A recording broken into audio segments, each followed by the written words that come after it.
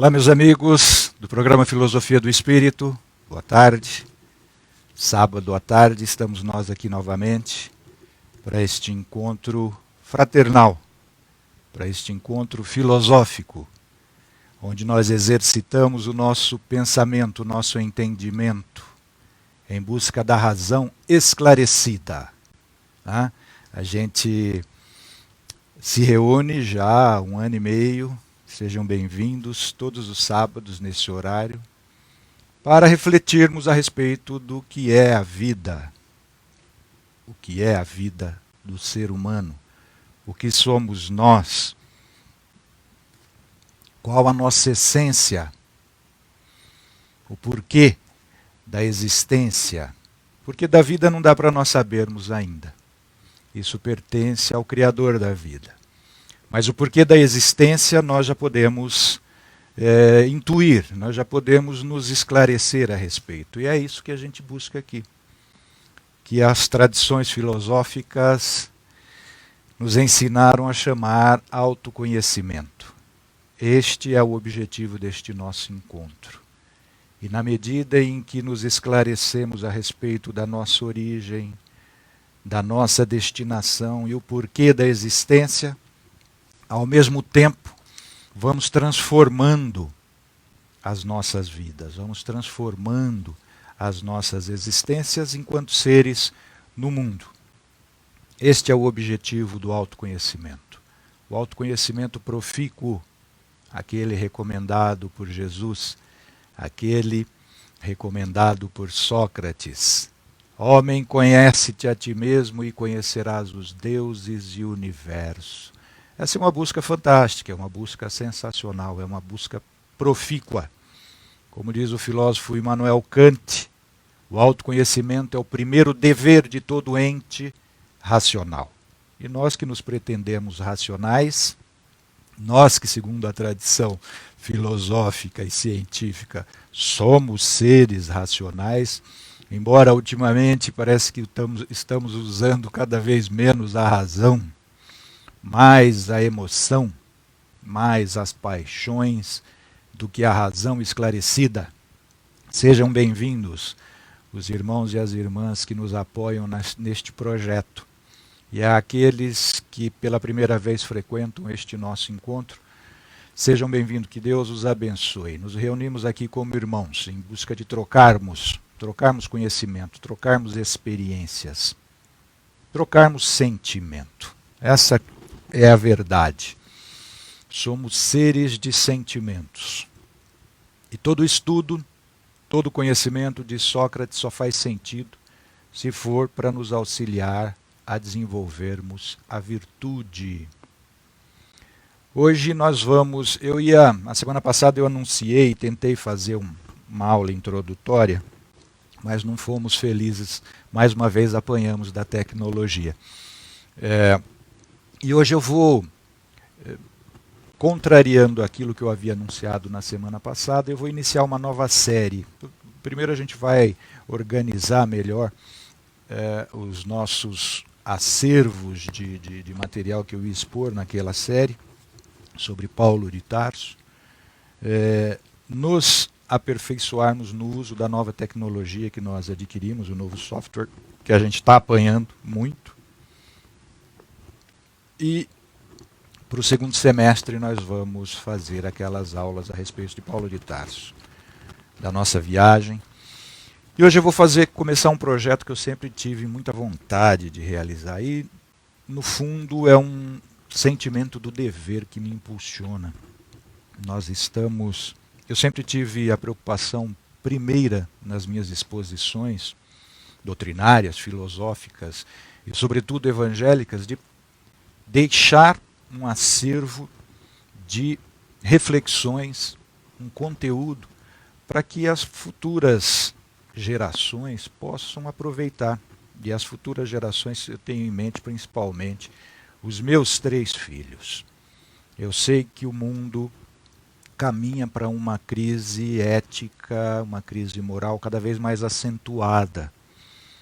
E eu tenho convicção, tenho conhecimento por experiência própria e por observação das experiências dos meus companheiros de existência, que muito dessa crise ética e moral que nós estamos enfrentando é por uma crise do sentimento religioso, uma crise de religiosidade. E por que isso?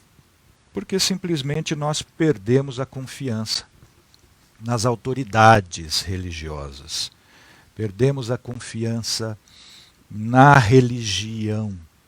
Isto é um equívoco, porque o sentimento de religiosidade é natural, é inato em nós, faz parte da essência nossa como espíritos no mundo. Esta é a base da nossa filosofia espiritualista. Né? Mas nós, por equívocos reiterados nos últimos séculos, perdemos a confiança nos homens, chamados homens de religião, nos líderes religiosos. E essa perda de confiança reflete hoje na crise ética, na crise moral na humanidade. Então a minha preocupação é deixar um acervo de reflexões, de preferência agora em vídeo, né, não mais somente em livros, porque me parece que essa é uma tendência que se perpetuará no futuro, né, que já é mais ou menos sintomática no presente. A molecada não está muito afim de ler, não. E como eu tenho uma preocupação muito grande com a educação dos meus filhos e, sobretudo, em deixar um arcabouço de conhecimento filosófico, de conhecimento espiritualista, de conhecimento sobre religiosidade, sentimento religioso para os meus filhos, porque eu sei, eu tenho certeza que eles vão precisar disso. Eu vou começar hoje com vocês, e desde já agradeço a confiança que é depositada em nós, um estudo minucioso, né? É a realização de um projeto antigo e de um sonho meu, um estudo minucioso sobre a filosofia de Jesus.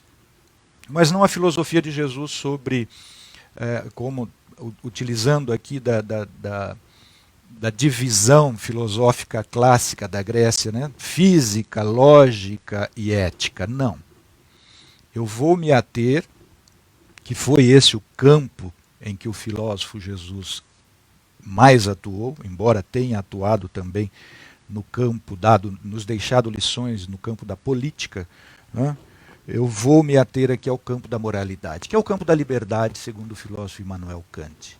Então, eu vou fazer aqui conosco um fomento, vou tentar realizar aqui um fomento, um estímulo para que nós extraiamos do pensamento das máximas e, sobretudo, do exemplo de Jesus, princípios, fundamentos, leis que nos conduzam cada dia mais e seguramente para experimentarmos desde já, nesta existência, um pouco do que a gente sonha com a felicidade. Aquilo que os filósofos antigos, os antigos religiosos nos acenavam como sendo um reino de paz, de harmonia, de tranquilidade consciencional. Esse é o objetivo desse estudo. E eu não encontrei nenhum roteiro até agora mais eficiente nas minhas parcas incursões filosófico-religiosas do que o Evangelho de Jesus. Embora todos os nossos irmãos saibam, eu me dedico com até certa disciplina e afinco ao estudo das religiões comparadas, né, da filosofia das religiões. Eu tenho, para mim, e aí é pessoal, nada de científico ou filosófico, mas de convencimento, claro que por conhecimento do estudo filosófico das doutrinas e das filosofias religiosas de uma forma em geral, mas por convicção eu tenho o conhecimento de que, porque realizo isso em mim, o Evangelho de Jesus é o roteiro mais seguro para que nós consigamos pacificar o nosso estado de ânimo, para que nós consigamos harmonizar o nosso estado sentimental e, consequentemente, vivermos em paz no mundo, em paz com a nossa própria consciência, buscando cada dia mais adequar os nossos sentimentos, os nossos pensamentos, as nossas palavras e aos nossos atos, as nossas relações, portanto, às máximas e os princípios trazidos, manifestados, expressados, ensinados e, sobretudo, vividos por Jesus. E é esse o convite que eu faço, Jesus nos ligando novamente, o anel, a aliança, o elo, portanto, com o estado de felicidade. Desde já, nós queremos, a partir das 18 horas deste sábado, experimentar já a felicidade que nós esperamos. E para isso a gente precisa de fé. Nossas irmãs sempre postam o conceito de fé de Paulo, o apóstolo, e nós vamos trabalhar com todo o arcabouço, todo o acervo de histórico e de fundamentos cristãos que nós temos, de filosóficos e religiosos. Paulo de Tarso, Santo Agostinho, sobretudo esclarecidos segundo o Evangelho, iluminado pelo Espiritismo. Então Paulo de Tarso diz que fé, carta aos Hebreus, capítulo 11, versículo 1, a fé é o meio próprio de realizarmos o que esperamos no futuro. Ou seja, a fé é o modo de realizarmos a esperança. O que nós esperançamos em relação ao futuro nada mais é do que felicidade.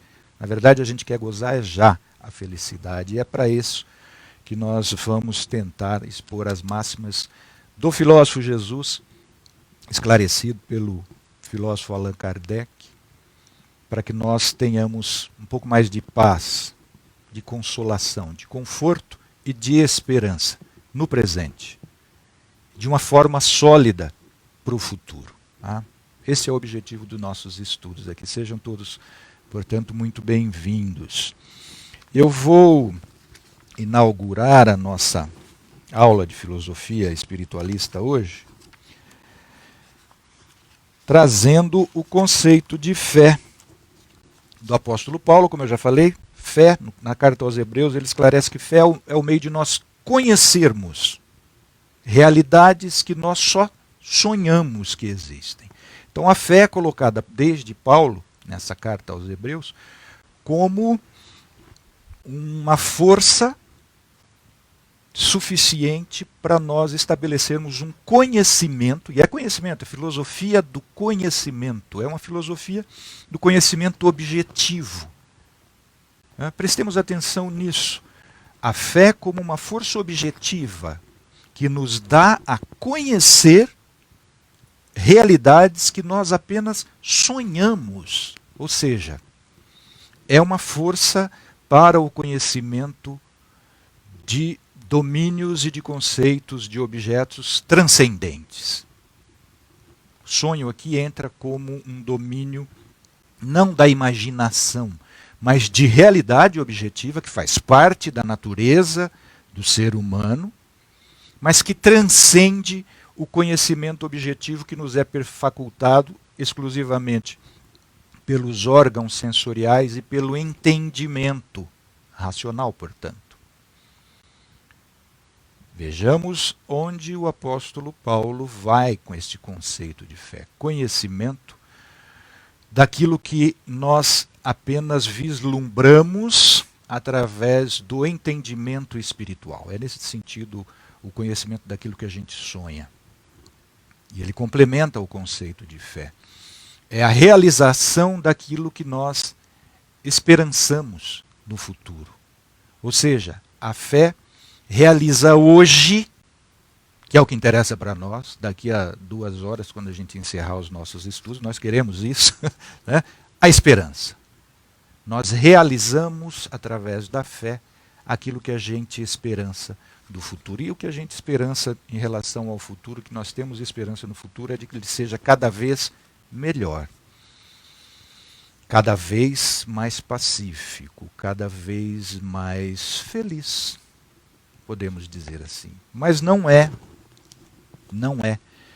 qualquer modalidade de fé, infelizmente, que tem essa força, que tem essa potência, que tem esta capacidade, que nos faculta realizarmos já a esperança e conhecermos, no sentido da filosofia do conhecimento de verdade, que liberta, segundo o filósofo Jesus, daquilo que a gente apenas intui, daquilo que a gente tem a realização no sentido interno, que é o conhecimento do futuro, o conhecimento espiritual. Não é qualquer tipo de fé. Não é, por exemplo, uma fé dogmática. O que é uma fé dogmática? Uma fé dogmática é uma força do espírito também, mas que não reflete, não questiona, não analisa e não critica o conteúdo desta sua crença, o conteúdo desta sua fé, deste seu conhecimento. Isso é um conhecimento dogmático, é aquilo que nos é colocado de uma forma exterior, não é refletida, portanto ela vem de fora e simplesmente não se questiona por aceitação autônoma, livre ou por imposição de uma autoridade. Não, essa fé não propicia para nós, infelizmente, a realização da esperança e nem nos dá a conhecer aquilo que a gente vislumbra, aquilo que a gente intui através do sentido espiritual, aquilo que a gente sonha. A única fé, a única força desenvolvida com essa capacidade foi conceituada por Kardec e ele colocou aqui na abertura do Evangelho segundo o Espiritismo, que é a fé racional. Uma fé inabalável. Este conceito de fé racional não é do Kardec. Tá? Esse conceito de fé racional foi deduzido com primazia, em primeiro lugar, pelo filósofo Immanuel Kant, na sua obra Crítica da Razão Pura. Kant deduziu ali o conceito de fé da razão, da fé que critica as informações, da fé que analisa os seus sentimentos de acordo com os princípios que nos são colocados de forma exterior, dogmaticamente. Né? Essa é a fé da razão, uma fé que é exercitada pela razão, pela filosofia, pelo entendimento refletido. E Kardec, valendo-se deste conceito de fé racional de Kant, nos coloca na abertura do seu texto, do seu livro Evangelho segundo o Espiritismo. Fé inabalável só o é a que pode encarar frente a frente a razão em todas as épocas da humanidade. Esta é uma fé inabalável, é uma fé que não nos permite fraquejar. É uma fé que não nos permite titubearmos diante das agruras, diante das adversidades, diante das dores e do sofrimento que são inerentes à nossa condição espiritual no mundo. E é para isso que a gente vai fazer esta série de estudos minudentes, minuciosos, sobre o Evangelho de Jesus, a boa nova trazida por Jesus, o conjunto da filosofia da exposição moral e religiosa de Jesus de Nazaré.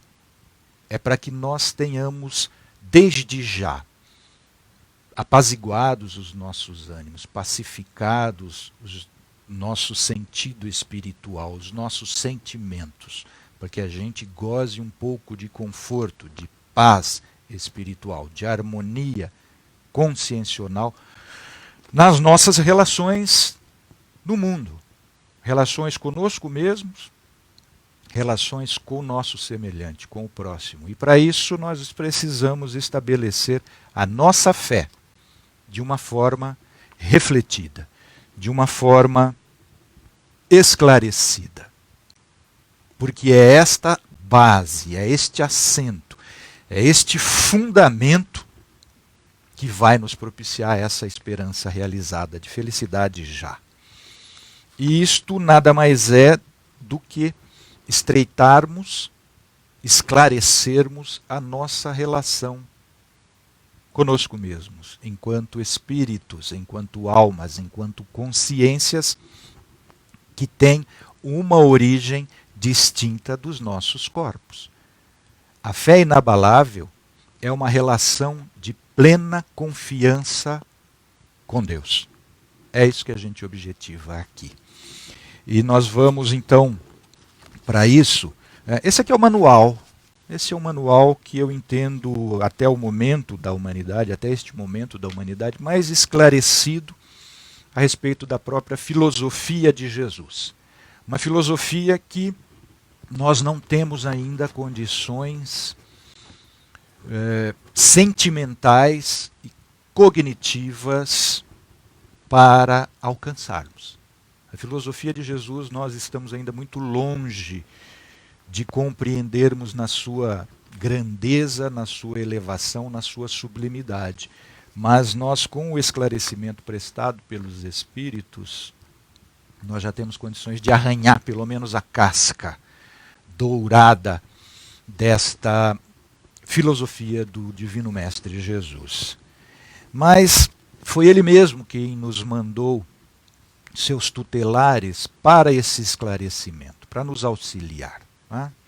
E por isso que Kardec coloca no prefácio desta obra a manifestação mediúnica, uma comunicação mediúnica do próprio Espírito Jesus, o coordenador espiritual dos trabalhos de Kardec, que se apresentou nas obras do Espiritismo como o Espírito de verdade, que significa tanto o Espírito que traz a verdade, quanto o Espírito real, um Espírito já divinamente inspirado.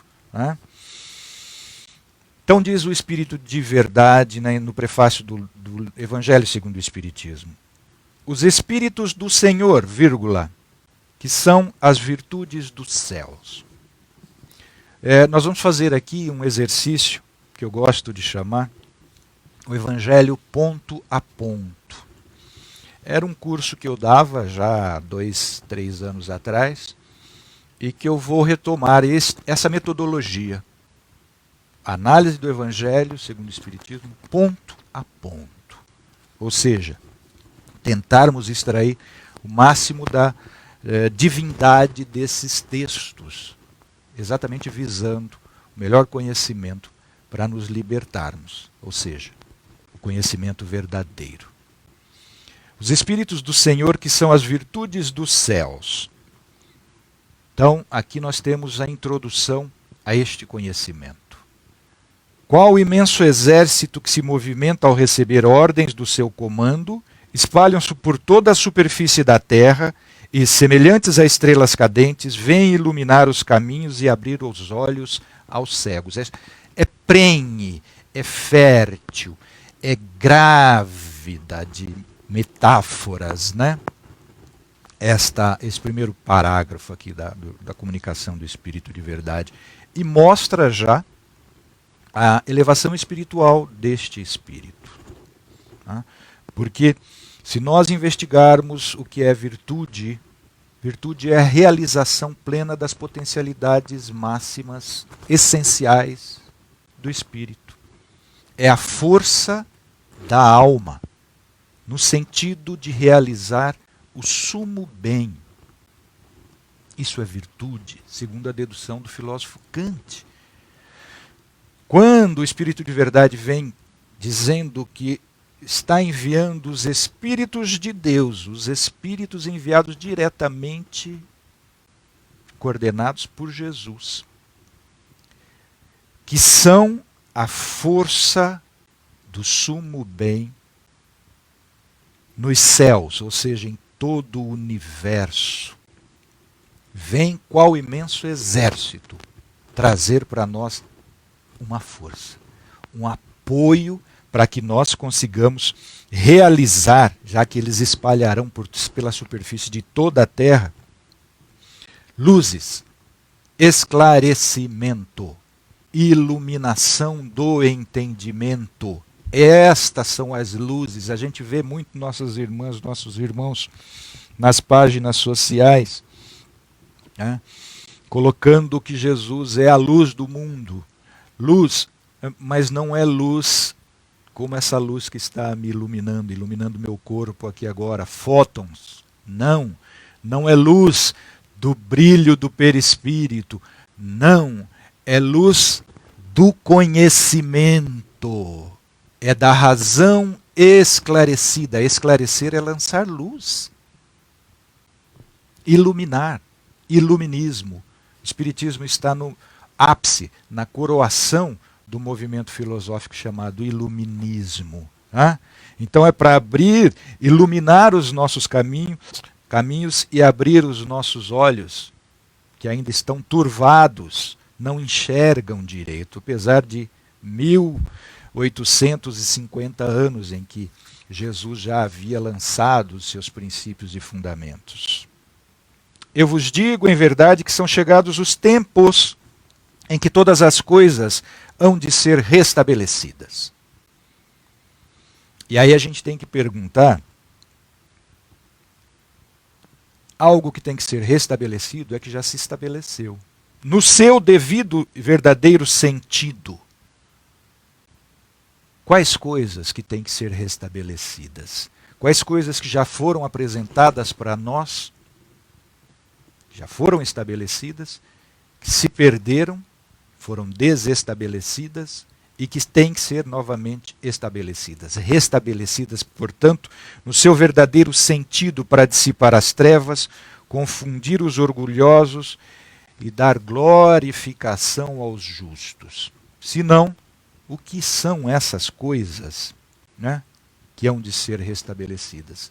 Senão, os ensinamentos de Jesus.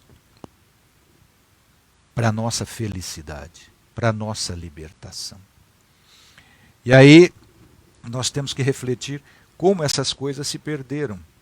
E se perderam por atuação própria da humanidade. Nós temos muito hábito de criticarmos os nossos antepassados, e eu abri a minha fala aqui exatamente fazendo uma crítica aos nossos antepassados chamados homens de religião, cuja atuação fez com que a humanidade perdesse a confiança neles. Mas esses homens de religião em séculos passados, eu vou dizer no plural, de religiões em séculos passados, em milênios passados, nada mais eram, ninguém mais eram, do que nós mesmos. Então é muito fácil hoje a gente criticar os equívocos da Igreja Católica Romana na época da Inquisição. Mas quem eram os espíritos que estavam reencarnados, que estavam encarnados naquela época? Muitos de nós mesmos. Especialmente os que hoje se dedicam a fazer palestras, os que hoje se dedicam à filosofia reencarnacionista, ao estudo e à divulgação, aqueles que se dedicam a escrever livros, simplesmente para reconstruir aquilo que destruímos. Então a gente tem que tomar muito cuidado quando a gente critica os erros alheios. Essa perda da referência verdadeira foi provocada por nós mesmos. Então temos que tomar muito cuidado com isso. E estes sentimentos, essas coisas verdadeiras que têm que ser restabelecidas, vai nos esclarecer. Dissipar as trevas significa isso. Nós andamos nas trevas. Por quê? Porque nós não usamos o nosso entendimento para iluminar a nossa fé. A gente usa o entendimento para ganhar dinheiro, a gente usa o entendimento para driblar as nossas deficiências físicas, para suprir, e a ciência é para isso. A gente usa o entendimento para fazer tudo quanto é tipo de falcatrua quando envolvidos com política partidária. né, administração pública, mas a gente não usa o nosso entendimento para esclarecer a nossa fé. E o que é esclarecer a nossa fé? Faça as perguntas corretas. Façamos perguntas corretas e busquemos a ciência humana, a ciência acadêmica, para ver se elas respondem a isso. Se elas não respondem a isso de modo satisfatório, plenamente satisfatório, para a nossa intuição, para o nosso sentimento mais profundo, façamos perguntas para o campo específico para nos dar esse conforto, que é o campo da filosofia, sobretudo da filosofia espiritualista. Nós estamos vivendo um momento em que o desencanto dominou o mundo, que o desencanto dominou a juventude no sentido de esperançar nada, de querer viver do futuro, né? Esperançar nada do futuro, de querer viver imediatamente tudo agora e da melhor maneira possível, com menos dor e sofrimento possível, sobretudo com mais prazer possível, senão eu extingo a minha vida. Infelizmente, esta é a tônica da humanidade hoje. E isso é um grande equívoco, mas um grande equívoco que tem que ser esclarecido com respostas a perguntas acertadas. Não adianta você fazer o tipo de pergunta, o que eu sou, de onde eu venho e para onde eu vou, para ciências. As ciências acadêmicas. Nenhuma te dá essa resposta. Nenhuma filosofia materialista te dá essa resposta. Só a filosofia espiritualista. E é isso que a gente busca aqui, obter respostas para perguntas fundamentais, para perguntas essenciais, para apaziguamento de nosso ânimo e, sobretudo, para a segurança dos nossos filhos. É esse o objetivo. Lembra, eu falei, vamos fazer isso para eu dar arcabouço filosófico e religioso para os meus filhos, que vão ter os meus netos, se Deus quiser, e vão precisar disso. Continuando no Espírito de Verdade, as grandes vozes do céu ressoam como sons de trombetas e os cânticos dos anjos se lhes associam. As grandes vozes dos céus. Vejamos que aqui sempre coloca o universo como os céus. Aquela ideia antiga que se tinha de um campo extraterreno, onde impera a felicidade. Isso aqui é a definição de céu para nós aqui. Um campo espiritual, portanto não é um campo aqui no ambiente terreno, mas no ambiente do espírito, no plano do espírito, onde impera a felicidade. É de lá que vêm essas grandes vozes, né? Nós vos convidamos, ó homens, a humanidade, para esse divino entendimento, para essa divina harmonia como uma filarmônica, como uma orquestra sinfônica que vai realizar este divino concerto. Tomai da lira do instrumento, fazei uníssono nas vossas vozes e que, num hino sagrado, elas se estendam e repercutam de um extremo ao outro do universo. Então, tomemos nós os nossos instrumentos espirituais, os nossos talentos, os nossos dons espirituais, para nos congregarmos neste divino concerto, para que, num hino de adoração, isso é um hino sagrado, um hino de agradecimento ao Senhor da vida, pela vida que nós gozamos, usufruímos aqui, né? E estendamos este hino de louvor, esta divina sinfonia, de um extremo ao outro do universo. É muito lindo isso, é muito bonito, mas exige que a gente consiga estender esse cântico no nosso entorno em primeiro lugar. Se nós não conseguimos entoar este divino som, esta divina sinfonia, em nosso sentido espiritual, nosso sentido interno, nós não vamos conseguir expressar, nós não vamos conseguir nos transformar em divinos instrumentos para ressoarmos essas vozes da verdade, das virtudes dos céus. Então, é um trabalho que vai se iniciar invariavelmente dentro de nós.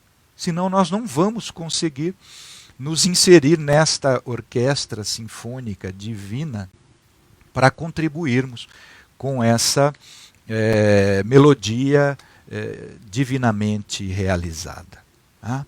E aí, evidentemente, continua o Espírito de verdade. Homens, irmãos, a quem amamos, aqui estamos juntos de vós. Isso é um apoio fabuloso. Porque se tem... Eu estava fazendo...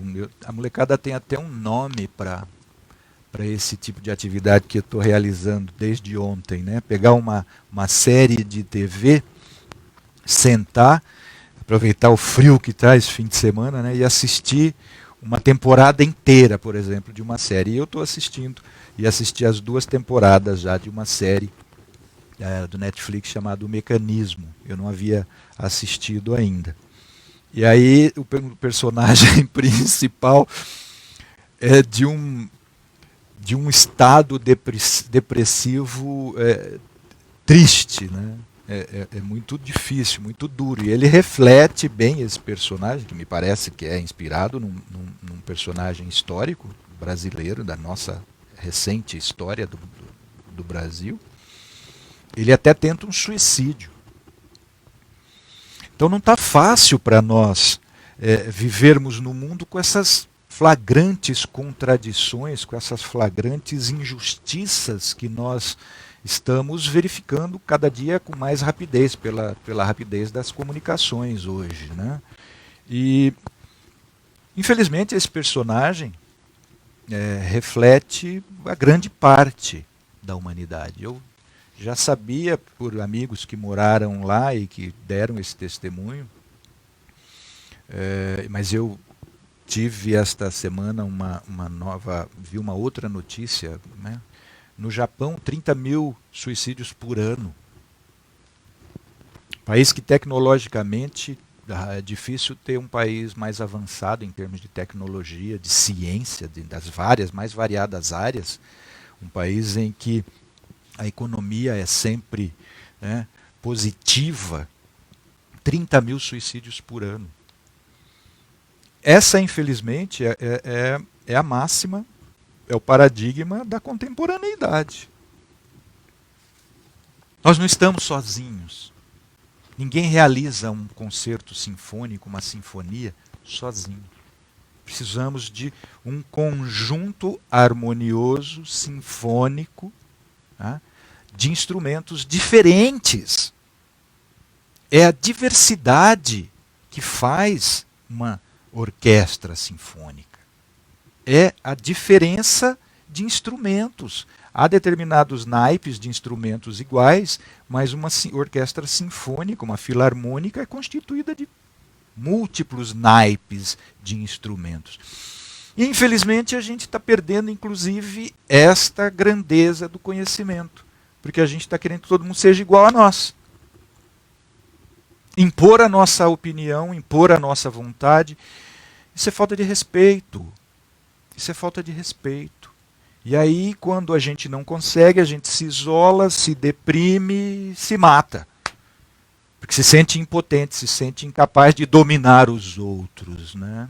Quando, no fundo, nós temos que dominar, primeiramente, a nós mesmos. Realizar esse divino concerto, tocar essa música sublime de elevação dentro de nós.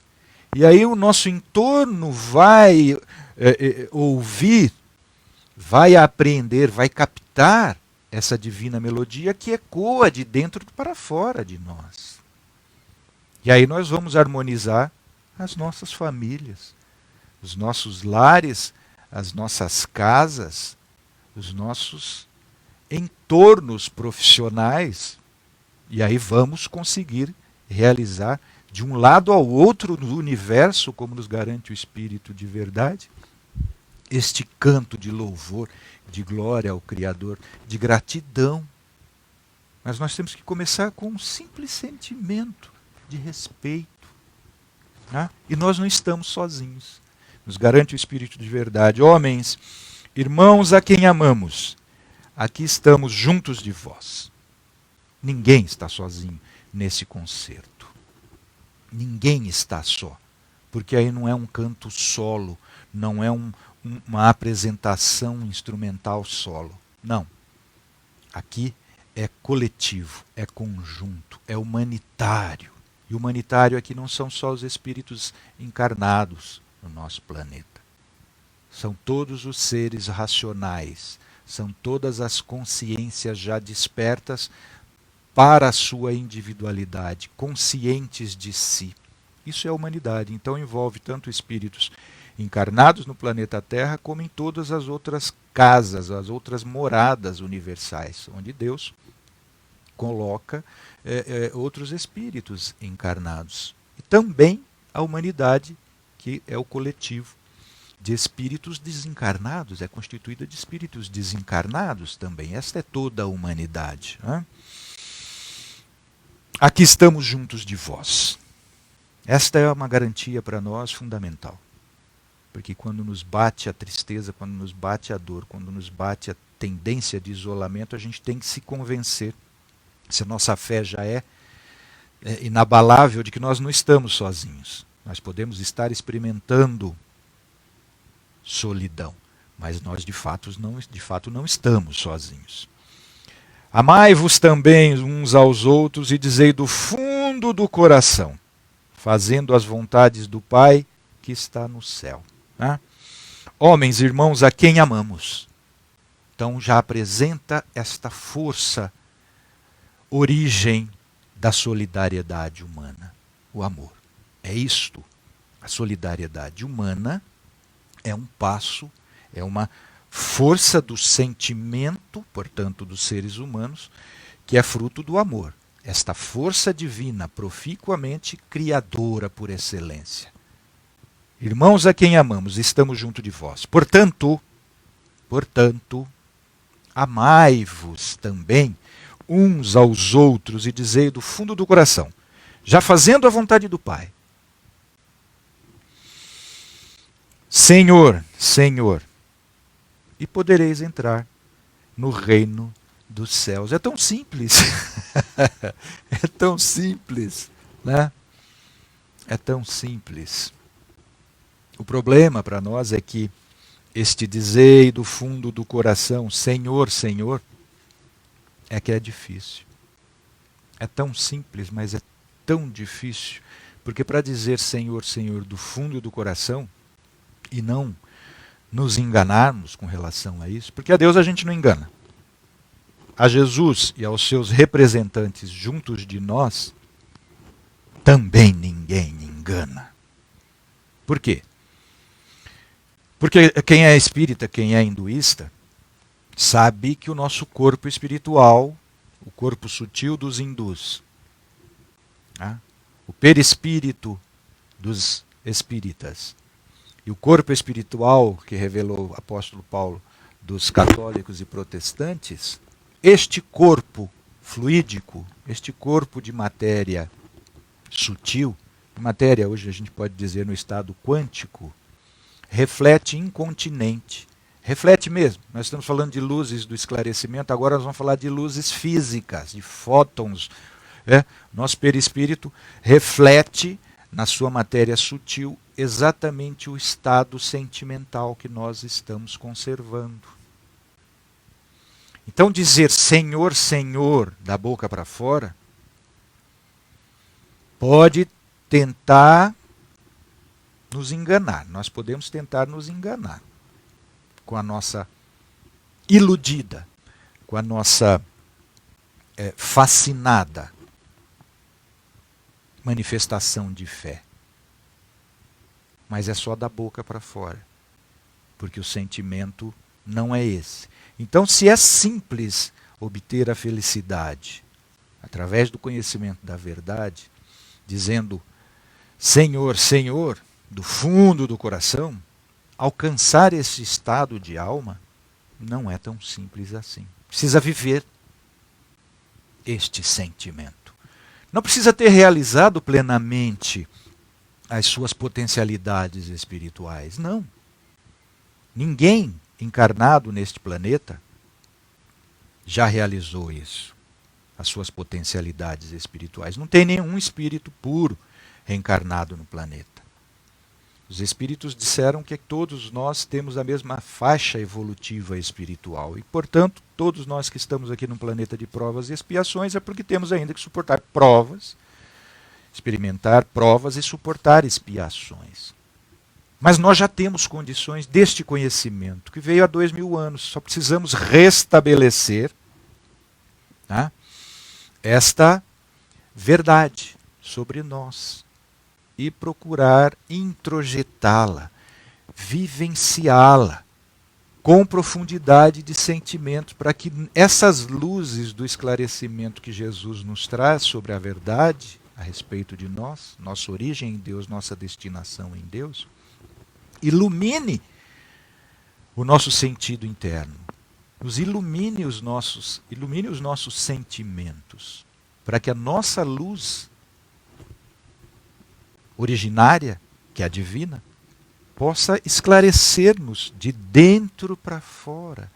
E aí este sentimento profundo que nós conservarmos dentro de nós vai refletir imediatamente. Refletir implica o exercício de iluminação, de luzes no nosso perispírito. Aí sim, luz de ordem física, física da ciência, física da ciência sobre a matéria, no estado sutil.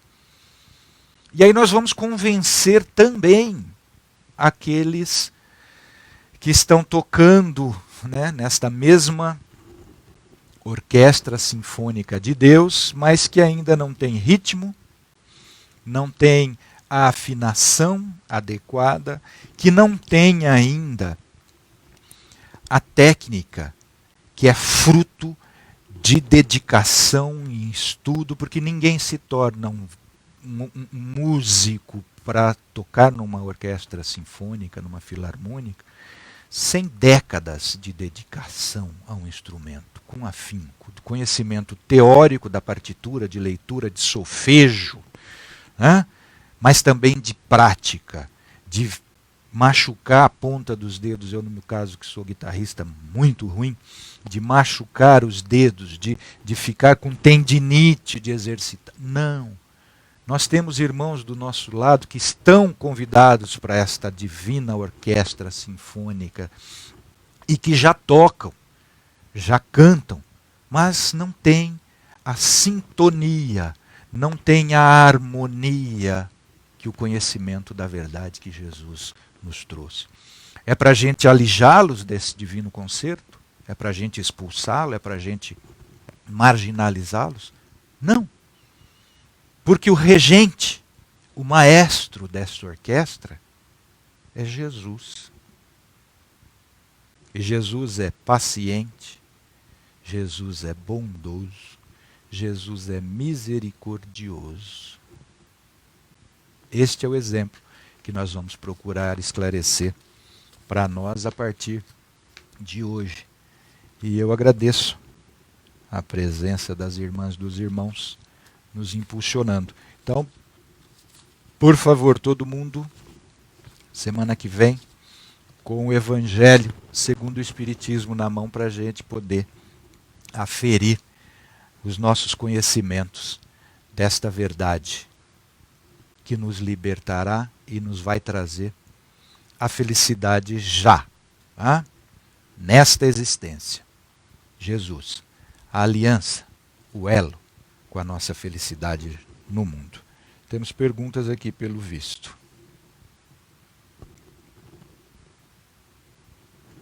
Nosso irmão Jorge Chevran. Um abraço, Jorge. Está com saudade de conversar com vocês. Fé consciente é a que se tem plena confiança na providência divina, aguardando no tempo de Deus. Gratidão, gratidão, Jorge. É isso mesmo. E essa confiança é isso que é fé. Confiar, ter fé, né? Agir com fé, é confiar. Essa confiança é o que nós vamos buscar solidificar cada vez mais aqui nos nossos estudos. Por quê? Por que eu devo confiar? Vocês nunca se perguntaram isso? Porque simplesmente que eu tenho que ouvir que eu sou um espírito e acreditar nisso? Por quê? Essa é a pergunta que nós temos que fazer. E aqui nosso estudo não é um estudo dogmático. Eu já faz 1 ano e meio que a gente está com esse estudo aqui, salvo as interrupções, e não entrou ninguém aqui ainda, infelizmente, para contestar as minhas falas aqui, os nossos debates, os nossos testemunhos aqui. Falando, não, eu não sou espiritualista. Eu não sou espírito, eu sou só matéria. Eu sou nada antes da fecundação do óvulo no ventre da minha mãe e vou ser nada depois que morrer o meu cérebro. Nunca veio ninguém aqui. Eu sou doido para ter um debate assim, porque isto é um debate profícuo, né? Ninguém nunca se questionou a respeito disso. Ninguém tem dúvida aqui nos nossos encontros de que não é espírito, de que, né? A dúvida é fundamental para o avanço do conhecimento. Mas a gente tem que fazer as perguntas corretas. Tá? Então, confiar, Jorge, é exatamente isso. Mas essa nossa confiança tem que ser segura. Não pode ser uma confiança que no primeiro resfriado a gente já abala. Na primeira desilusão, a gente já se deprime a ponto de querer desistir da vida. Não. Para isso que nós estamos construindo a nossa fé inabalável, que é a fé da razão, a fé racional, a fé raciocinada, a fé refletida. Gratidão a você, Jorge.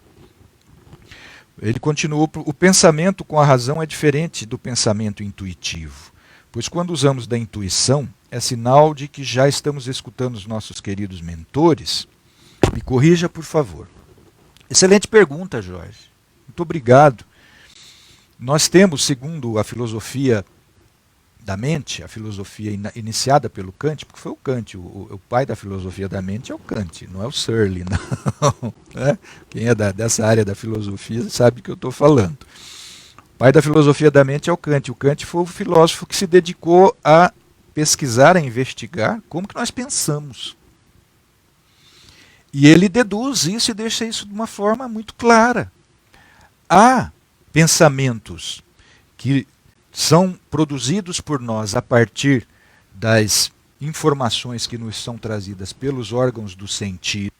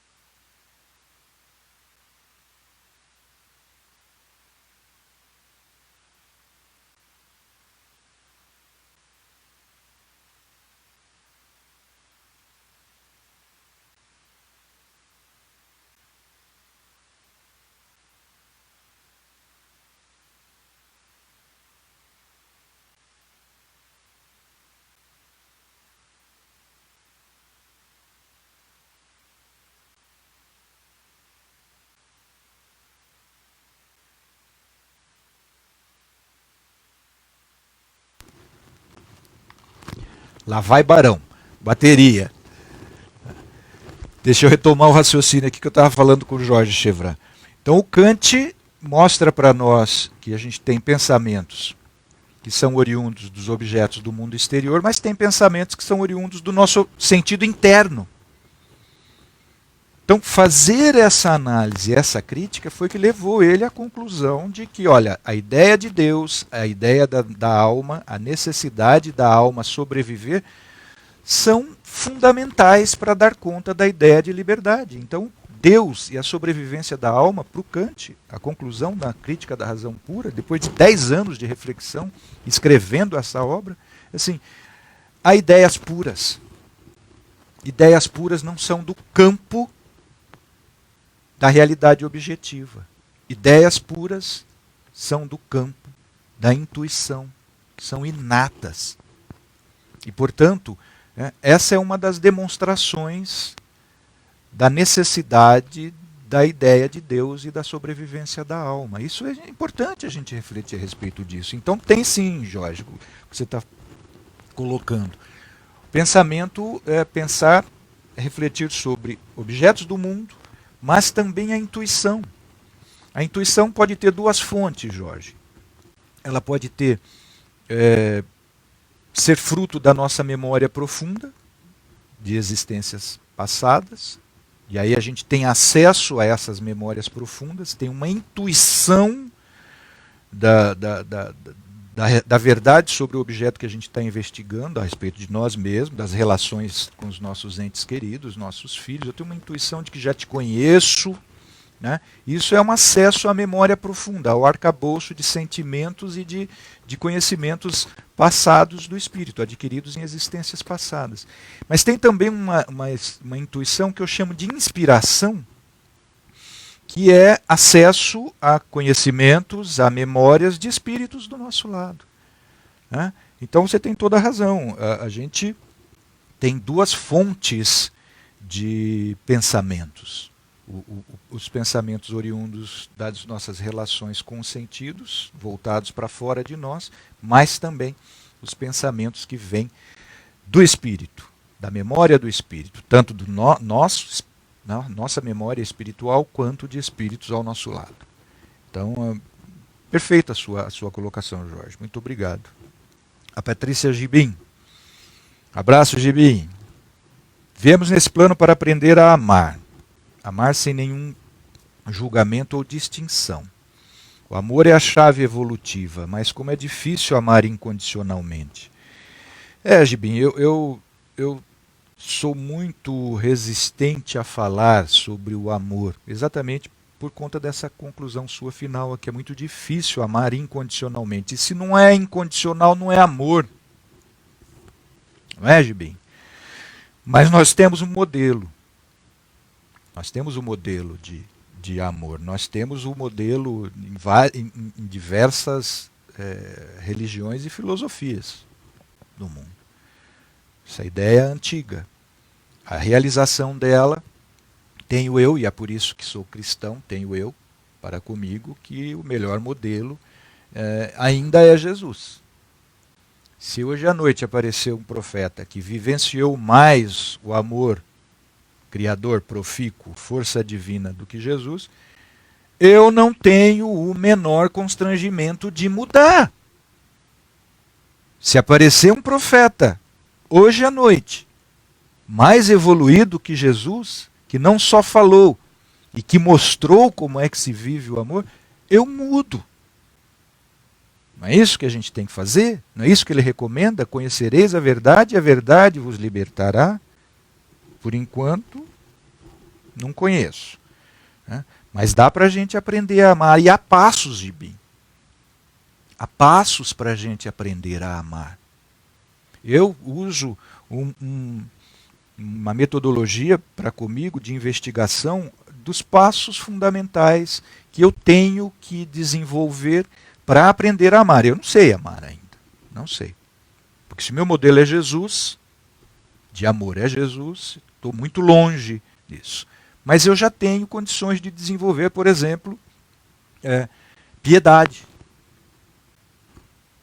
Eu já tenho condições de desenvolver misericórdia.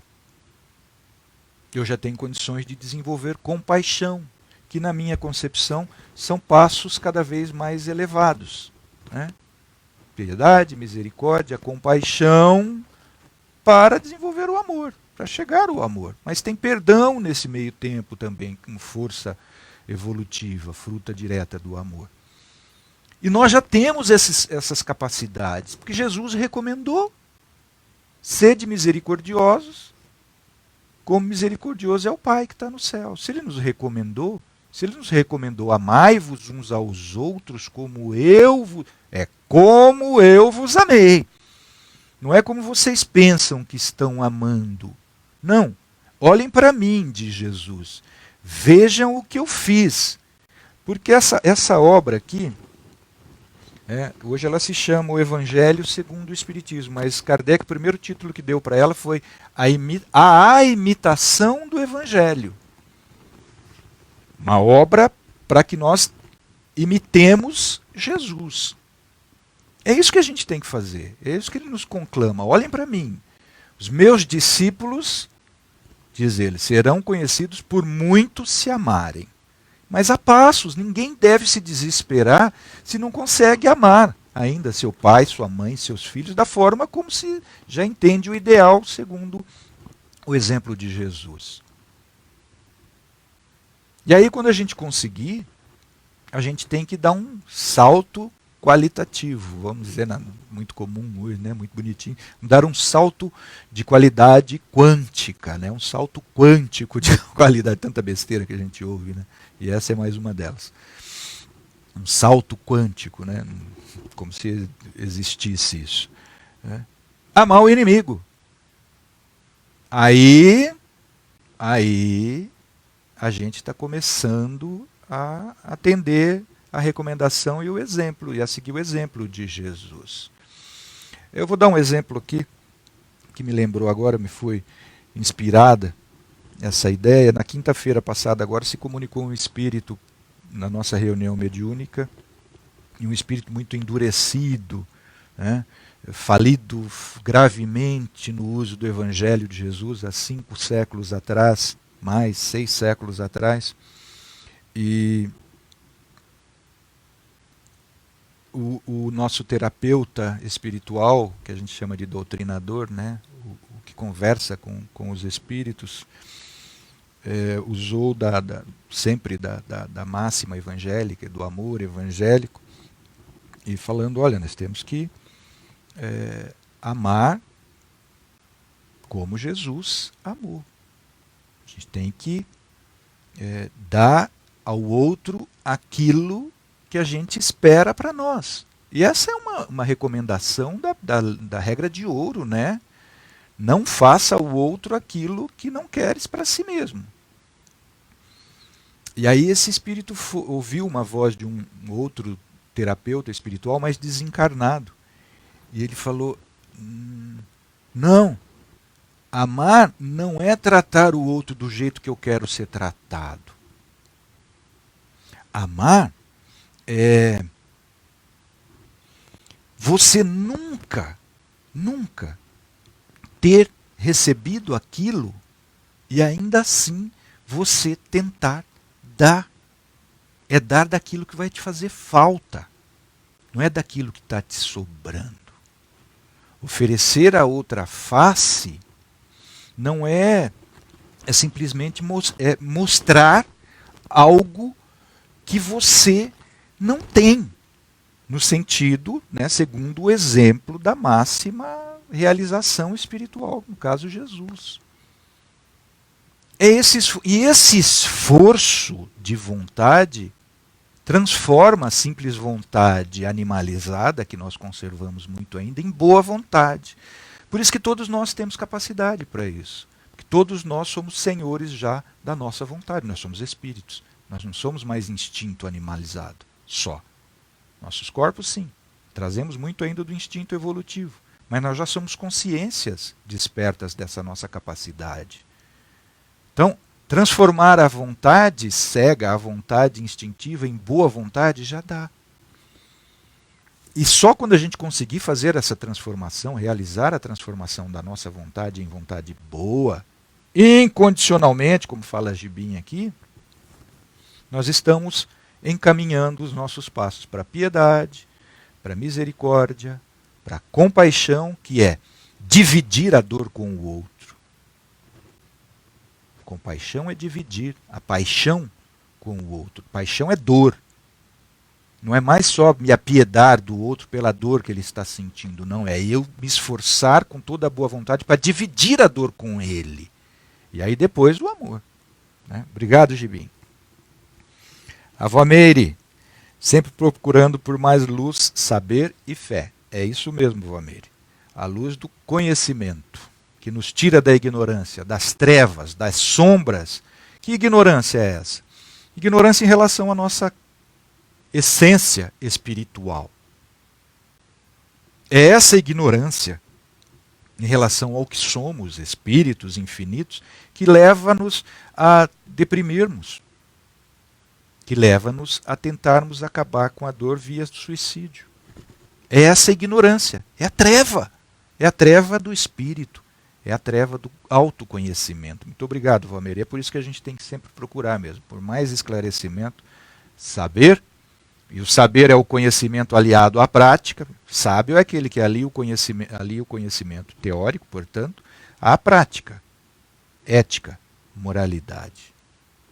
Tá? E fé. Obrigado, vó. O Anderson de Roses. Um abraço, Anderson. Esse é o piloto de bike e piloto de avião. Grande amigo. Um abraço. Somos todos irmãos, mesmo que não nos vemos assim. Mas somos todos irmãos. É isso, Anderson, de uma forma tão simples. O problema é que nossa referência de fraternidade, de irmandade, são as famílias humanas no planeta Terra. E as famílias humanas no nosso planeta Terra não são constituídos só de espíritos que já se amam. Por isso, simplesmente a gente pensar que somos todos irmãos pode nos iludir com relação a esta realidade que a gente constata no mundo. Irmão matando irmão. Não é neste sentido só que você coloca, sei disso, te conheço. Né? É no sentido da paternidade divina que Jesus abriu para nós, inaugurou para nós. Muito obrigado, Anderson. Mesmo que a gente ainda não se enxergue assim, como você bem coloca, essa é a nossa essência, essa é a nossa realidade. E a partir disso, quando a gente se identifica e passa a sentir-se verdadeiramente como irmão um do outro, da humanidade toda, como Jesus inaugurou para nós, quem é minha mãe, quem são meus irmãos, senão aqueles que fazem a vontade de meu Pai que está no céu? E essa frase é importantíssima. São meus irmãos aqueles que fazem a vontade de meu Pai que está no céu. Isso dá uma amplitude no nosso conceito de fraternidade, de irmandade. Né? E aí a gente acaba se convencendo dessa nossa origem. E aí a gente desenvolve respeito para com todos, tolerância, desenvolve paciência para aqueles que ainda não aprenderam aquilo que a gente já sabe em relação a essa verdade. Desenvolve humildade, que é o que a gente tem tanta carência ainda, né? Internamente e no mundo. O Acácio Camilo, um abraço, Acácio. Professor, mas as perguntas corretas serão acompanhadas de respostas duras. Estamos preparados para esses puxões de orelha. Eu falei quinta-feira agora também na nossa reunião, Acácio. Você tem toda a razão.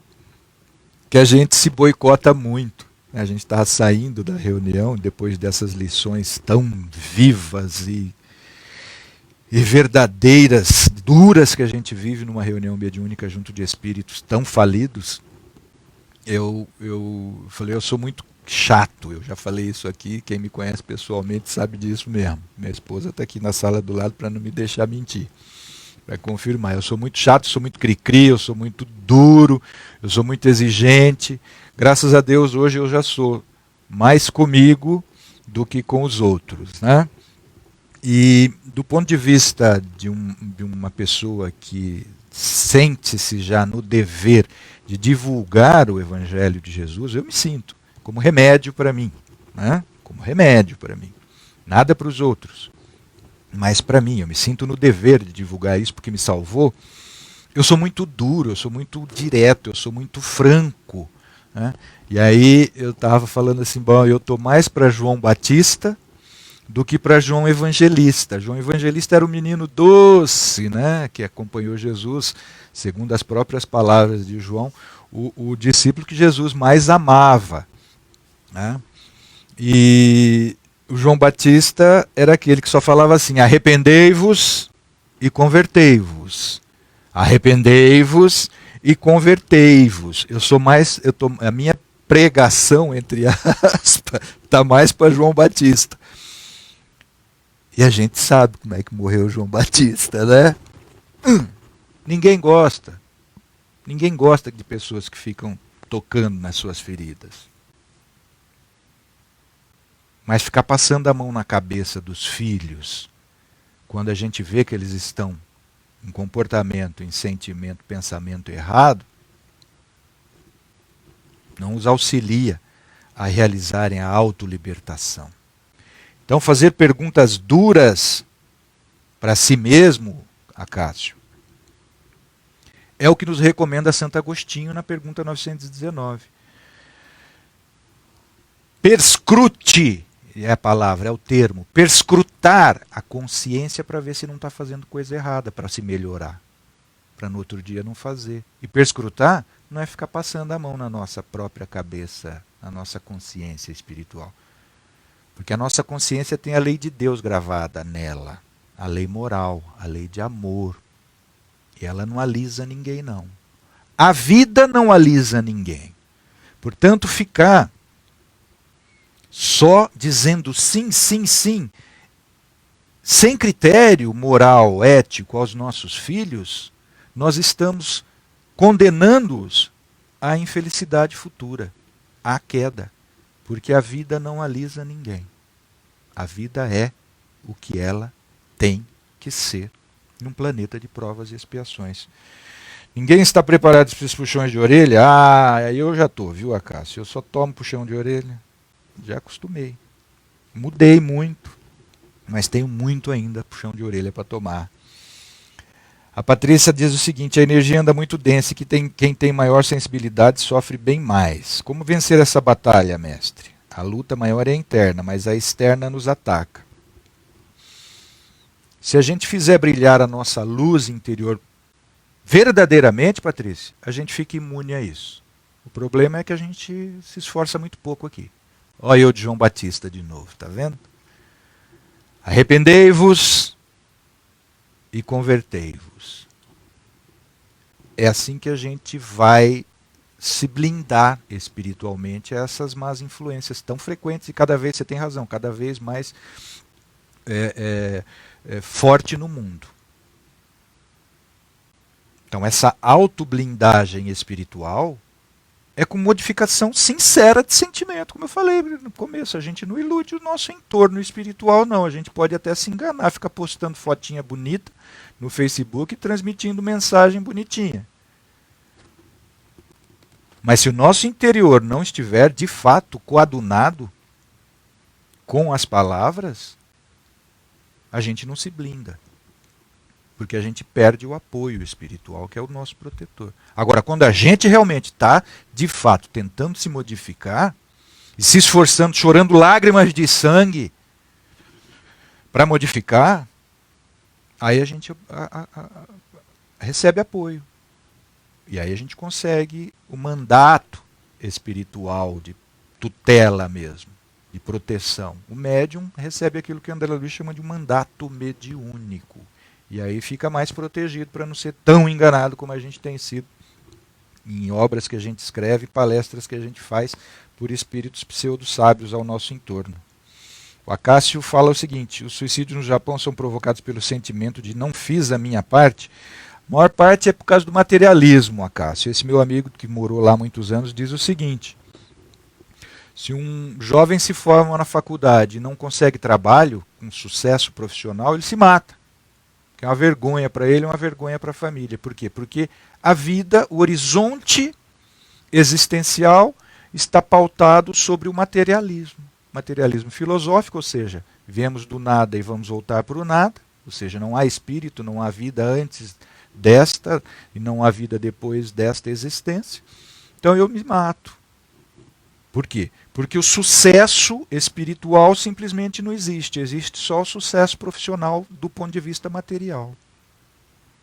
Então essa frustração profissional, essa frustração é o que tem levado a maioria dos jovens no Japão a se suicidar. E isso acompanha essa tradição, né? A vergonha, o vexo de não se realizar bem materialmente. Eu lembro, eu já falei isso aqui, um casal, eu morava em São Paulo, na capital, e eu vi uma notícia uma vez que um casal de velhinhos na Liberdade, velhinhos japoneses, os vizinhos perceberam que eles não saíam mais de casa, chamaram a polícia arrombou a porta da casa deles, eles estavam morrendo de fome. Abandonados, não sei se tinham filhos, estavam morrendo de fome, não tinham mais condições de comprar comida, estavam morrendo de fome, mas não pediram para os outros, para os vizinhos. Orgulho. Orgulho. É isso que nos mata. Né?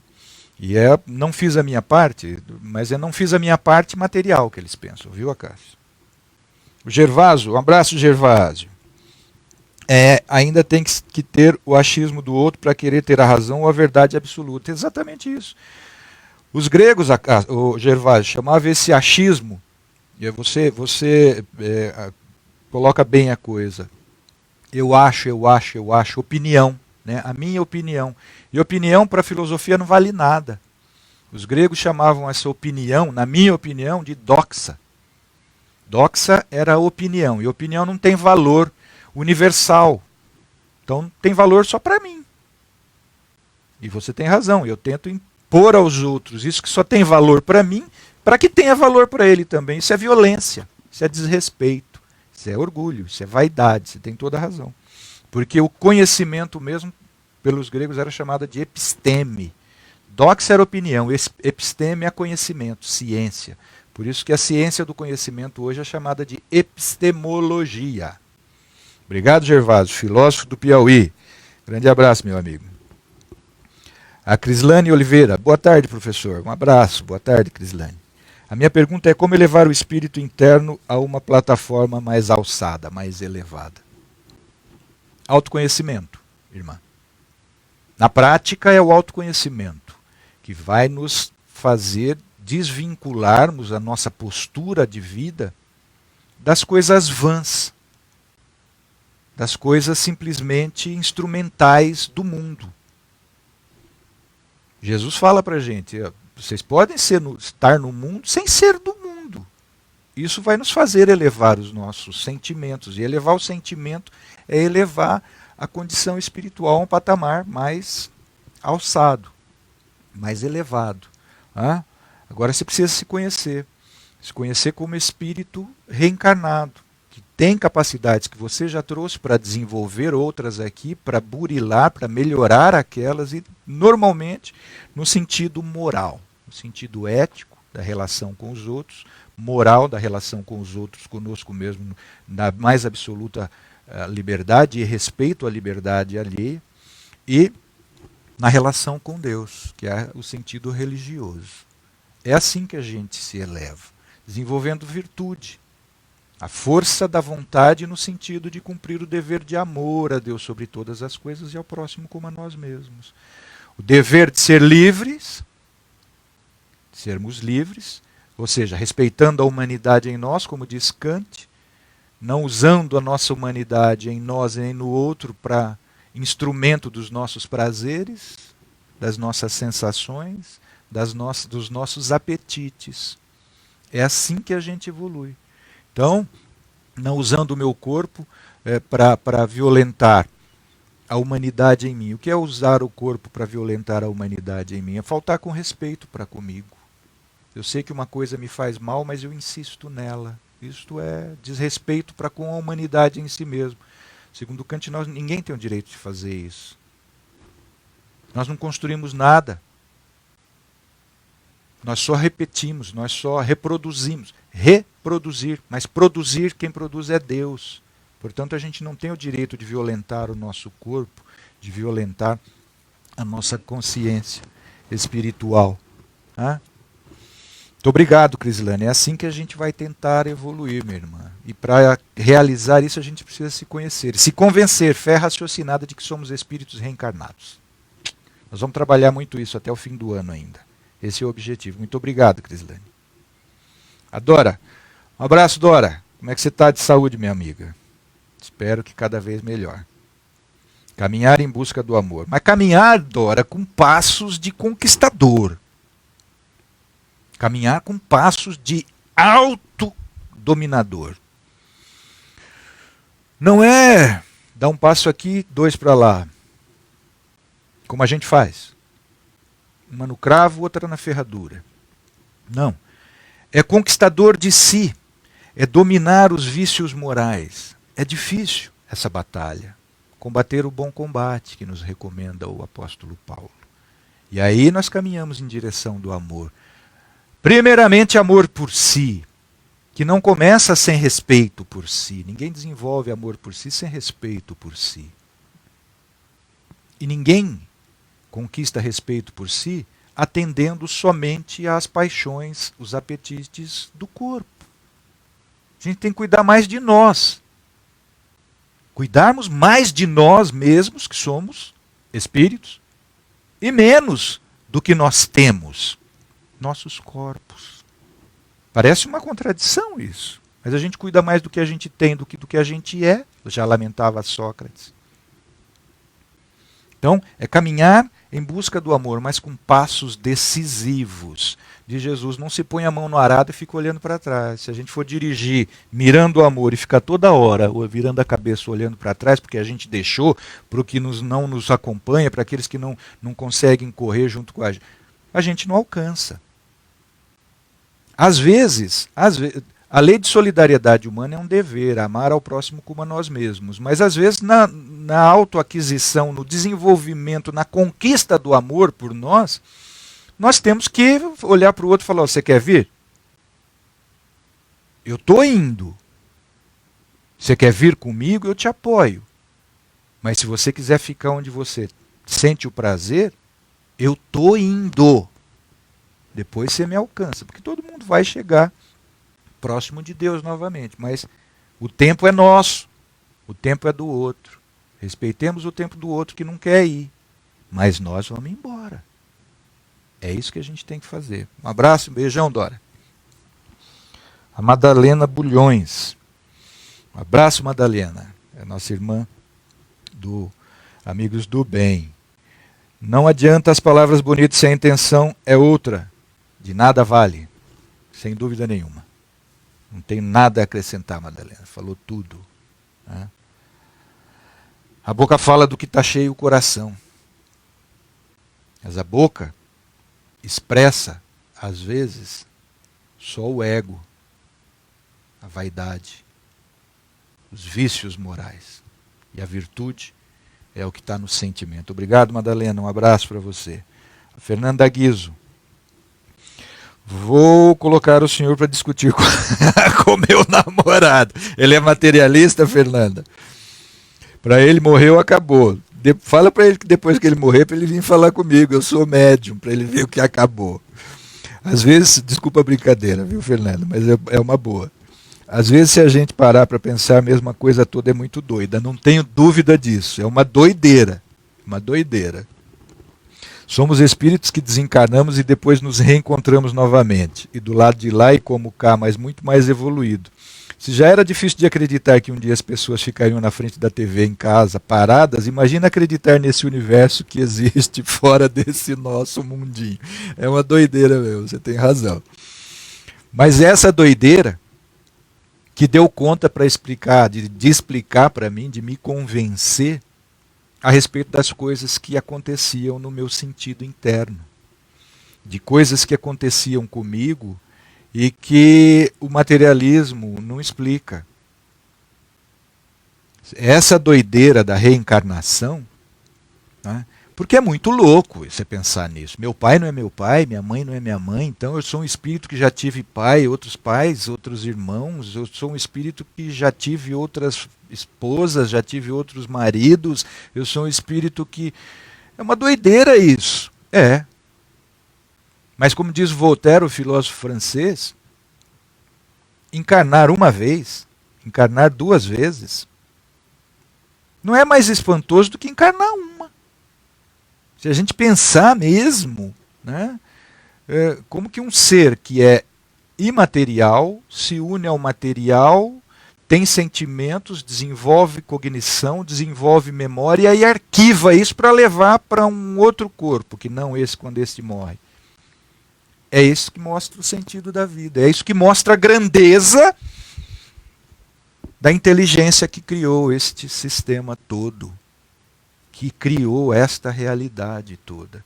Então isso, que para nós é uma doideira ainda, porque a nossa compreensão ainda é pequena, tem a grande bênção de nos mostrar a grandeza do doido maior que criou isso tudo, que é Deus. Que não precisava criar isso tudo. Mais doido ainda que nós, porque ele não precisava criar isso tudo. Se ele é Deus, ele é onipotente, onisciente, onipresente. Quem é onipotente pode tudo. Quem é onipresente está em tudo. Quem é onisciente sabe tudo. Não precisa de criar essa doideira aqui, e criou. Este nosso entendimento pequeno em relação a isso mostra a grandeza de quem criou. É um argumento. Seria muito bom, traz seu namorado, Fernanda, no próximo encontro nosso, que vai ser daqui a 15 dias, porque sábado que vem eu estou no seminário em Araraquara. Já convido todo mundo para participar lá no sábado à noite, num café filosófico. Na sexta-feira eu faço uma palestra e no sábado eu tenho um café filosófico musicado lá em Araraquara. Um abraço aos amigos de Araraquara. A Patrícia diz o seguinte: Paulo, se não existisse alma, como se explica a memória de vidas passadas? Eu vou perguntar para você, obrigado, Gibim, por você abrir esse debate. Quem disse que é memória de vidas passadas? Quem disse que não é doideira da sua cabeça? Da minha. Quem falou? Como que você garante? Isso é fazer pergunta correta. Primeira pergunta correta. Como se explicam memórias de vidas passadas? Essa é uma pergunta correta que você faz. Se não tem a alma, como se explica? E a outra pergunta que eu faço, como sofista, né? Quem foi que disse que tem vida passada? Como que você prova isso, que tem vida passada? No diálogo Menon, no diálogo Fédon, um dos diálogos do Platão, o Sócrates prova que tem alma que já viveu em existência passada. Só ler lá e depois vamos discutir na semana que vem. O diálogo se chama Fédon. É o Sócrates discutindo com Fédon e que traz um escravo que não tem conhecimento de geometria e resolve um problema de geometria na frente de todo mundo ali, puxado maeuticamente, ou seja, parturiado pelo Sócrates. Isso é uma demonstração geométrica, uma demonstração matemática, uma demonstração filosófico-científica de que aquele escravo do Fédon tem conhecimento que ele não adquiriu nesta vida. Esta é uma prova. Esta é uma das provas.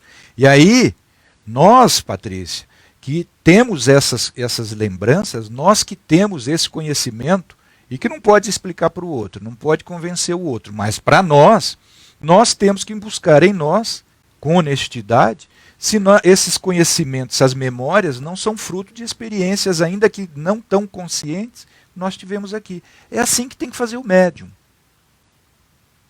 Para ter garantia de que aquilo não é uma manifestação, uma psicografia anímica, ou seja, dele mesmo, mas sim de um espírito alheio, terceiro, ele tem que se autoconhecer. E o autoconhecimento é a chave para isso também. Valeu, Patrícia, é assim que eu gosto, é assim que a gente faz descobertas filosóficas, é assim que a gente faz filosofia, um provocando o outro. Valeu. Maria Inês da Silva, um abraço, Inês. Hoje falamos sobre o perdão. É a parte mais difícil que temos de fazer na nossa vida. Mas é um passo fundamental para o amor. Sem perdoar, ninguém pode afirmar que está amando, não. Sem subirmos o degrau do perdão, sem conquistarmos a força perdão, nós não vamos chegar até o amor. E dá. Porque Jesus falou, foi o ensinamento que Jesus mais nos deixou. Tanto de ordem teórica, falando, ensinando, quanto vivendo. Seus últimos recursos vitais na cruz do martírio, ele usou para pedir perdão a todos o que tinham engendrado aquele final, aquele desfecho tão trágico para a humanidade. Então, obrigado, Inês. A Sandra Alves. Um abraço, Sandra. Acho que nunca nos falamos aqui também. Às vezes tenho a sensação que vou evoluir, mas há uma parede que aparece que parece que é só ali que vou alcançar. Porque tenho a consciência da mudança e tem coisa que não alcançarei nessa vida. É como evoluir uma das coisas nessas vidas e outras que evoluem em outras vidas. É assim mesmo, em outra vivência de aprendizado. Não sei se deu para compreender, porque meu ensinamento que tive nessa vida já está comprometido e não consigo na prática, por mais que me esforce. É possível isso? É possível, claro que é possível. É dever nosso aqui, nós estamos aqui para isso. O problema eu penso que está exatamente nessa última frase sua. Por mais que eu me esforce. Será que a gente se esforça mesmo tanto que a gente poderia? Essa é a pergunta que eu jogo para você. Será que nós nos conhecemos o suficiente para saber o limite da nossa força?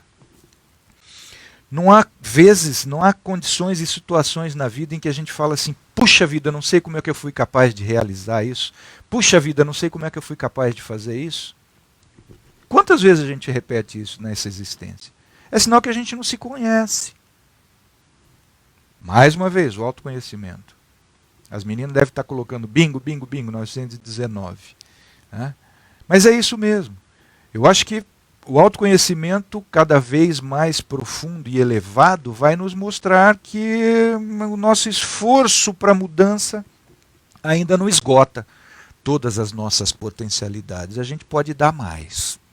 Eu acho que falta é vontade de mudar. E quando falta vontade de mudar e a gente insiste no erro, vem a doença, vem a dor. E aí a dor é a mola que faz com que a gente tire mais vontade de nós mesmos. Né? Vamos refletir sobre isso para a próxima aula. A Cleusa Ascencio, um abraço, Cleusa. Cleusa é música, vi a Cleusa tocando essa semana. Até onde devemos nos omitir, silenciar, quando somos muitas vezes diminuídos em críticas? Difíceis os testes da existência e engolir o ego para manter um ambiente saudável. Realmente, para quem tem muita sensibilidade, sofre para manter a harmonia.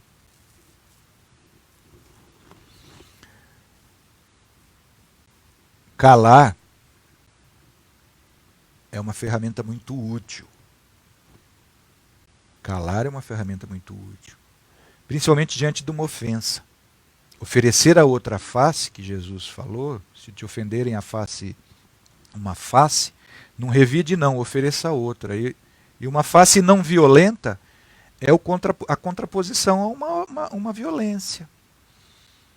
A face da não ofensa é uma contraposição, é a outra face da ofensa. E evoluir é isso, se esforçar para isso. Né? Uma das frustrações maiores minhas com relação ao Evangelho, à vida de Jesus, é ele não ter respondido para Pilatos, quando Pilatos colocou veritas, quid sit veritas, ou seja, verdade, o que é verdade? E Jesus não respondeu. Sou frustrado com isso, porque poderia ter facilitado a nossa vida. Mas ele não respondeu porque não adiantava. Pilatos não ia entender. E aquele povo, nós tudo que estava lá insuflando a violência contra ele, não íamos entender. Então não adianta às vezes a gente revidar uma ofensa. A pessoa não vai entender, não vai ser pedagógico. É muito mais pedagógico se calar. Não revidar, oferecer uma face não violenta. Isso é muito mais dinâmico no ensinamento. E é misericordioso, é piedoso, é perdoar. Porque se o outro não tem para nos dar uma face diferente daquela que ele está nos ofertando, por mais que a gente esgane, ele não vai dar, ele não tem para dar. Lembra do Djavan? Sabe lá o que é não ter e ter que ter para dar, sabe lá. Né? Obrigado, Cleusa. Você que é música, fiz uma pequena homenagem desafinada para você aqui. A Patrícia diz o seguinte: Paulo, a pessoa que é muito rígida consigo mesma, isso mostra que em um passado errou muito, Como definir esse comportamento? Pois não tenho compaixão comigo mesmo e me cobro o tempo todo. Por que isso? A pessoa muito... Isso é teoria minha, tá? Não vale para outras pessoas, não. Vale para mim e para o meu entorno familiar, se muito. A pessoa muito rigorosa consigo mesmo é porque já falhou muito. Não quer correr o risco de errar de novo. Meu caso. Tá? Como definir esse comportamento? Pois não tenho compaixão comigo. Agora, a ausência de compaixão para consigo pode ser também obsessão, Patrícia. Pode ser obsessão. Tá? Quem vai definir isso? Só você. Ninguém pode mais definir isso para você do que você mesmo e seu espírito protetor. Então, é nos momentos de recolhimento e de prece que você vai ter essa resposta. Agora, amar ao próximo como a si mesmo. A gente pode colocar, sede compassivos ao próximo como sois compassivos para convosco mesmos. Sem compaixão para consigo, você não vai ter compaixão para dar para o outro. Então você não vai cumprir a lei. O amor a si é condição fundamental para cumprir a lei, de amar ao outro. E quem não ama a si, quem não tem compaixão para consigo, não ama a Deus, não tem nenhum relacionamento de sentimento íntimo com Deus. Porque nenhum pai gosta de ver o filho se violentando. Como é que fica o Criador? Como é que fica Jesus, que empenhou perante o Criador a palavra dele de que nenhum de nós vai se perder? Como é que Jesus fica quando a gente se violenta? Né? Um abraço e obrigado, minha irmã, pelo testemunho. A Daniele Maria Moreira, também acho que nunca falei com a Daniele. Somos imperfeitos. Seja bem-vinda, Daniele. Estamos aqui para evoluir e Deus é tão bom que nos dá a oportunidade de voltar quantas vezes necessária para encontrar o eu superior. É isso mesmo. O nosso irmão do yoga, o meu amigo Marco Schutz, do Simplesmente Yoga, tem um trabalho maravilhoso chamado Eu Maior. Né? Como que a gente encontra esse eu superior, esse eu maior em mim mesmo? Tá? É fundamental o autoconhecimento, é fundamental sabermos dessa nossa origem divina. Porque a gente vai deixando besteira de lado. A gente faz conta de muita porcaria nessa vida aqui. O ego, este eu estou, porque o ego não é eu sou é consciência. Né? O ego é eu estou Paulo de blazer cinza, porque está um frio desgraçado aqui na minha cidade. Eu estou Paulo, eu não sou Paulo. Então, como dizia Sócrates, já falei aqui, tolo serei eu se eu cuidar mais das coisas que o Paulo tem do que o Paulo é. O espírito que hoje tem, nessa encarnação tem o nome Paulo. Isso é desenvolver um pensamento em direção a um eu superior. Não egóico, mas consciencional. Obrigado, Daniele. Seja bem-vinda, minha irmã. A Valmeire fala o seguinte, Paulo, é porque em uma família todos escolhem a mesma profissão. Ah, se for a profissão que dá dinheiro, se for a profissão que dá dinheiro, uma das explicações pode ser essa. Mas pode ser também a explicação de afinidades espirituais. Espíritos familiares se reúnem por sentimentos, por afinidades de sentimentos, de inclinações. Isso é muito bom. Né? Jesus não foi carpinteiro que nem o José? Jesus podia ser doutor do Sinédrio, doutor do mais alto tribunal judaico, doutor da lei, como foi Paulo de Tarso. O que ele escolheu? Ser carpinteiro. Por quê? Porque era melhor para ele. Ele que ia exemplificar a humildade, não podia ser doutor da lei. Até poderia, como um Gamaliel. Né?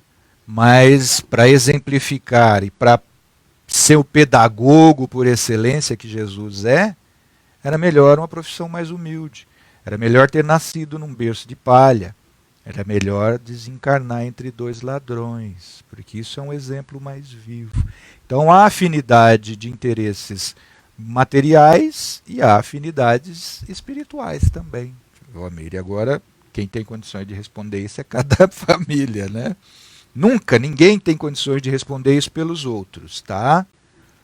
A gente tem condições de responder por si mesmos. Gervásio, quem disse que a opinião do Paulo Fernandes é verdadeira? É porque muitas coisas que eu falo é opinião minha. E aí você tem toda a razão. Agora, muitas coisas que eu falo aqui não é opinião minha. É consolidação disso aqui. E aí isso aqui é verdadeiro. A palavra de Deus é verdade. Agora, a maior parte do que eu falo aqui, você tem plena razão. Não é a palavra de Deus, é a palavra do Paulo Fernandes. Um abraço, Gervásio. A Lorena Maria Mateus. Um abraço, Lorena. Não lembro de ter falado contigo ao vivo aqui também. Sou espírita e sou médium. No momento sofro muito porque sinto os encarnados sempre. Como faço para bloquear? Já fiz de tudo. Eu não consigo me sentir só eu. Sempre sinto os encarnados. Ô Lorena, eu sou médium também praticante. Toda quinta-feira eu dou passividade e empresto o meu corpo perispiritual para se comunicarem espíritos necessitados por meu intermédio. O exercício que eu tenho feito, que tem me atenuado, amenizado essas sensações, principalmente no mundo de guerras espirituais que nós estamos vivendo hoje, é me recolher o máximo possível. É conservar uma disciplina de vida em que eu tenho dedicado momentos de recolhimento e preces pela manhã, recolhimento e preces à tarde, recolhimento e preces à noite, para me manter a harmonia, porque bloquear isso não dá para bloquear, é uma faculdade que nós desenvolvemos na nossa trajetória de vida. Nós somos médiuns hoje porque já fomos médiuns em encarnações passadas. Então é a mesma coisa que você tentar bloquear a visão, tendo o sistema visual perfeito. Você pode educar, e uma das formas de educar a mediunidade, a melhor forma de educar a mediunidade é praticando o recolhimento e a prece. E durante o trabalho, onde tiver condições de tentar bloquear a influência espiritual através da elevação dos sentimentos, mudando a sintonia dos sentimentos, mudando para um padrão mais elevado, é um recurso fabuloso. Mas é muito difícil no mundo de provas e expiações. E dependendo do trabalho que você desenvolve, eu mesmo fui advogado durante 32 anos. Não sou mais hoje, graças a Deus. Amenizou bastante, porque eu já não vou mais ao fórum. Mas o ambiente que a gente frequenta ajuda muito também. Então tem que mudar de vida. Tem que mudar de vida, porque bloquear é impossível. Só quem orienta e quem recomenda isso é quem não é médium. É dirigente, é doutrinador, é coordenador de reunião mediúnica que fala isso. Você tem que bloquear, isso é médium mal educado, por isso que você sofre. Não. Kardec diz que a gente sofre porque há contraste de vibração perispiritual. Não é porque a gente se afiniza com o sentimento doentio, não. É porque a gente já está tentando harmonizar o nosso sentimento. Quando a gente entra num ambiente desarmonizado, dá um contraste de vibração do campo de ondas do nosso perispírito. E aí o perispírito reflete imediatamente o nosso corpo físico. Seja num estado espiritual perturbado, perturbador, né? Sentindo as dores morais dos frequentadores espirituais daquele ambiente, e aí reflete no nosso corpo. Mas para bloquear isso definitivamente não tem condições não, sinto muito. Dá para mudar, dá para melhorar. Melhorando o nosso sentimento, a gente sobe um pouco a frequência vibratória do nosso perispírito e não se assimila tão facilmente as dores dos outros. Mas a gente está vendo aqui 1h30, 1h45, que não é fácil mudar tanto nesse planeta aqui os sentimentos, né? Mas abandona ambientes de profusão de sentimentos mundanos. Diga-me onde estás e com quem andas, que eu vou te dizer quem tu és. Diga-me o que tu está sentindo, que eu vou te dizer quem está do teu lado. Mas é mudança de vida. É mudança de vida. Isso não significa nem religião, porque esses ambientes espirituais de necessitados são em igrejas católicas, protestantes, centros espíritas, templos budistas, templos hinduístas, templos vaishnavas. Faz parte da solidariedade humana. O que a gente precisa é detectar, aprender a detectar, desenvolver a mediunidade. Isso que Kardec chama de desenvolver a mediunidade, para a gente perceber o doente do lado e imediatamente endereçar a ele uma prece. Isso reharmoniza o sentimento e aí sim a gente consegue um bloqueio. Mas é muito difícil. É muito difícil. Mas dá. Mas dá. Tá? Agora tem que mudar de vida. Vamos conversando. O nosso objetivo aqui é esse. Tá? E aí me manda no feed de notícias outras perguntas. Tá bom? Muito obrigado. Eu vou responder a minha amiga Beatriz Helena aqui. E a gente vai encerrando por hoje. Ela diz: é um constante exercício. Com o tempo aprendemos a calar. Isso é superação. É isso mesmo, Beatriz.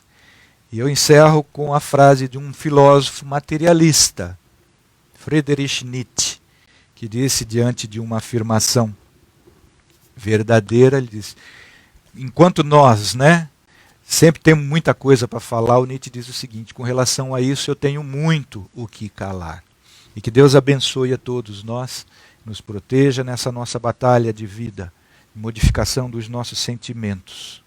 Que o Divino Mestre Jesus nos apoie neste bom combate, transformando aquilo que em nós ainda não se adequa perfeitamente, ou de uma forma satisfatória pela boa vontade, ao seu caminho, verdade e vida. Que Deus os abençoe a todos e fiquem na paz do Senhor Jesus.